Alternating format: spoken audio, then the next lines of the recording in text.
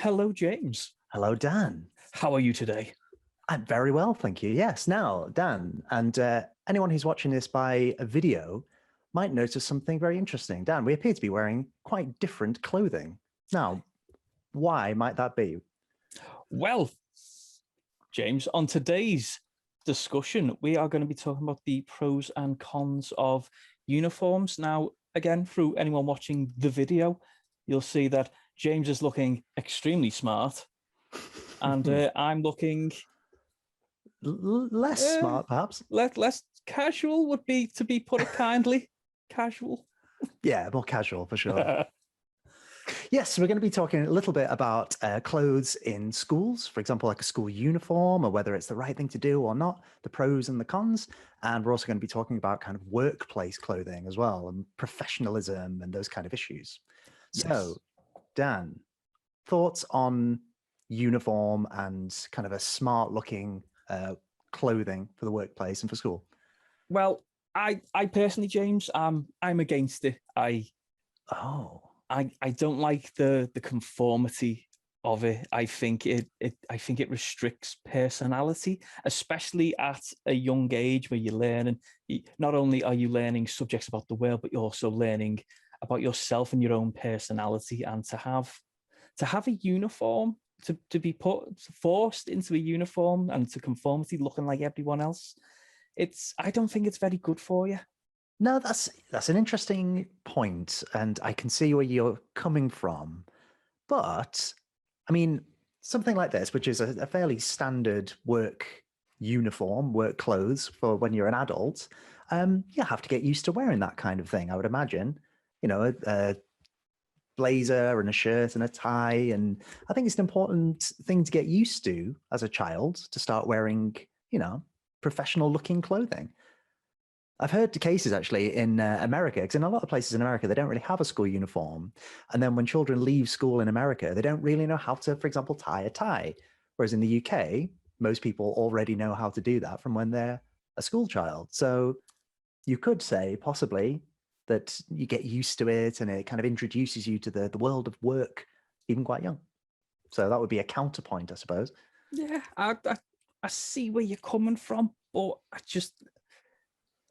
I think this stuff can be easily learned, and you don't have to go through your childhood practicing it every day.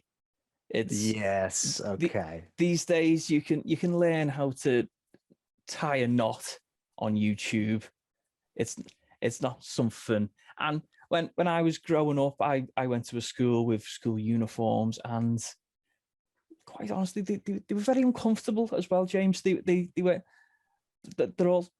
built for look and not feel. Well, Dan and everyone listening, allow me to make a confession. I look very smart. It's a very hot day. I'm quite uncomfortable. It's a good point. I mean, it's a lovely jacket, blazer jacket, but it is quite hot and it is quite uncomfortable. So yes, school uniforms can differ.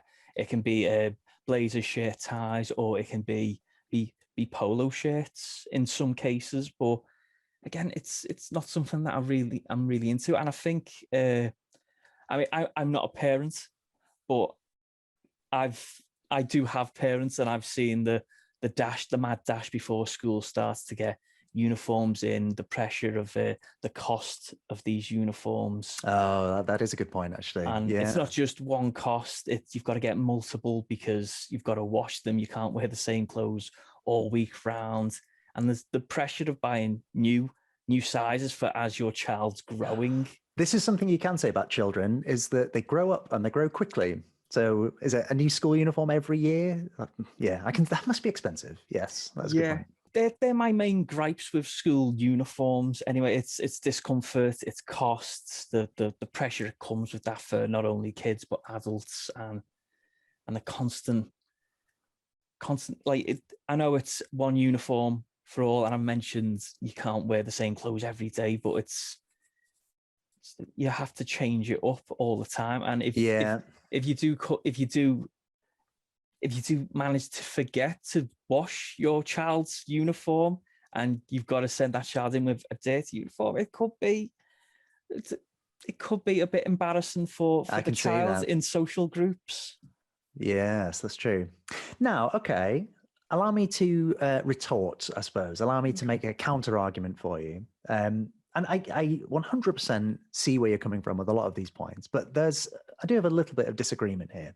Okay. I do think that in schools and in the workplace as well, there is this sense of cohesion, I suppose you could call it, where if everybody looks similar or everyone is wearing a similar kind of clothing, or in the case of schools, if everyone has the badge, school badge, there's that real sense of belonging, isn't there? That you're not just one person, you're part of a big group.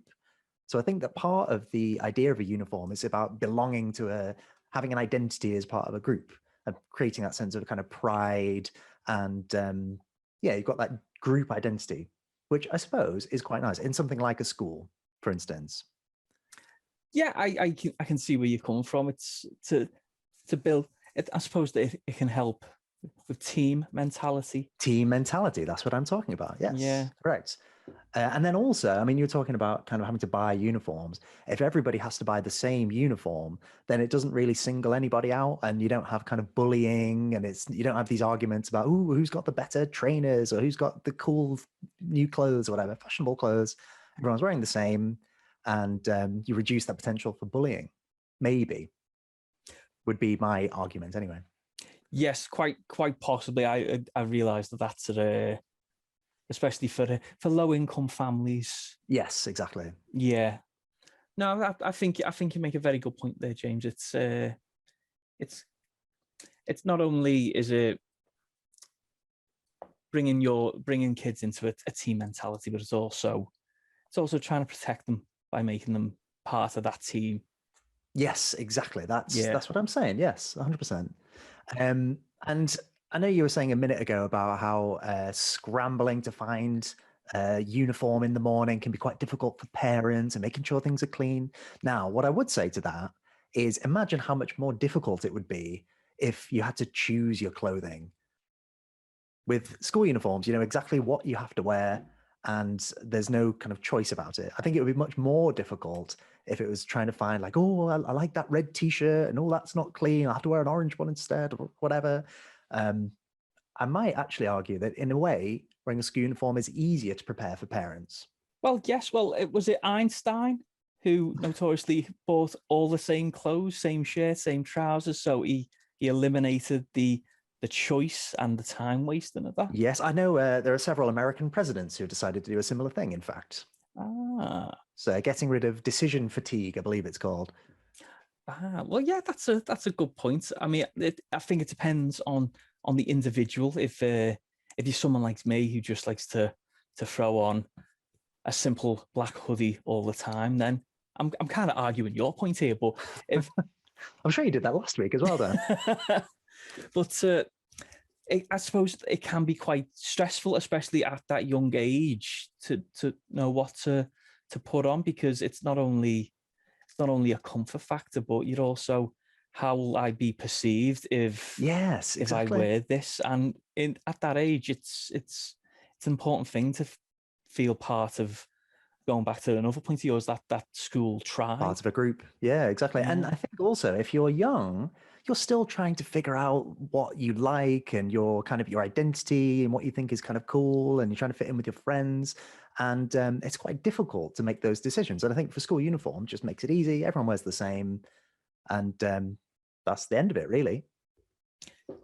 Yeah, I would say they were some very good points, James. And dare I say, I actually agree with a lot of them. On from that, what is your thoughts on uniform as an adult in the workplace? I was just going to get onto this actually, because one of the other arguments about a uniform is that it encourages this kind of professional look, that in the workplace and in adult life, it's quite common to have like a dress code. I think it's a good idea, in fact. I think it's a lot to do with the way you're perceived by others. And I think if you have a workplace where it's a bit free for all and there's no strictly enforced dress code, I feel like it's a matter of kind of professional reputation. And I feel like the way you're perceived, if everyone's wearing kind of smart work clothing, is it's more professional. Yeah, I think with workplace attire, it a lot of it depends on what kind of job you're in. For example, I worked a job in the past once where it was just it was a polo shirt, but it was a company polo shirt, but A company logo. company logo. So you feel part of a team. Maybe not. But what I'm going for is comfort. These work uniforms don't take into account body types, and it can make people feel very, very insecure. And they're never usually bespoke clothes that you'd go out and buy not normally, so you know what clothes match your body type. You could be extremely tall and you're given a work polo shirt that doesn't fit, and you haven't got any options to wear that, and you can feel very, very uncomfortable, insecure, and that would not make you the most productive worker. That's true. Yeah. So I suppose it's a matter of confidence and comfort. And so would you be in favor of people wearing their own clothes more in the workplace? Very much so. I feel a comfortable worker is a happy worker, a more positive worker, and most importantly, a more, what's the word, productive worker. Interesting. Yes. Okay. Yeah, I 100% see your point, and I agree with a lot of what you're saying, actually. I think perhaps maybe one of the exceptions that I can think of is when it comes to safety, because you do hear a lot of work dress codes being put in place because of having to wear, for example, hard hat, a helmet in certain professions, like if you're a builder or something like that, or shoes, certain kinds of shoes might be more safe in certain work environments. So I think in that case, like, yes, it might be more comfortable not to wear a helmet. It's less safe.